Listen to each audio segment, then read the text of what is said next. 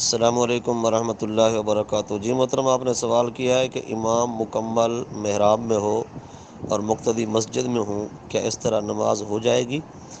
اور محراب جو ہے وہ مسجد سے خارج ہے یا مسجد میں داخل ہے؟ جی محترم، اس بارے میں عرض یہ ہے کہ امام کو پورا اور مکمل مسجد کے محراب میں کھڑا نہیں ہونا چاہیے، بلکہ اس کے پاؤں جو ہیں وہ مسجد کے اندر ہوں، اور اس کا سجدہ بے شک محراب کے اندر ہو تو کوئی حرج نہیں ہے۔ البتہ پورے کا پورا محراب میں نہیں کھڑا ہونا چاہیے، منع ہے، مکروہ ہے۔ البتہ نماز ادا ہو جائے گی، اس کا اعادہ کرنا کوئی ضروری نہیں ہے۔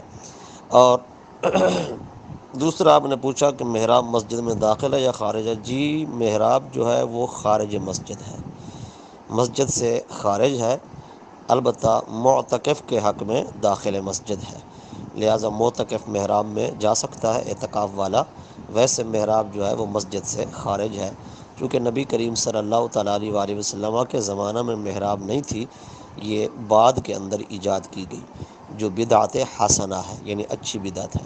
السلام علیکم ورحمۃ اللہ وبرکاتہ۔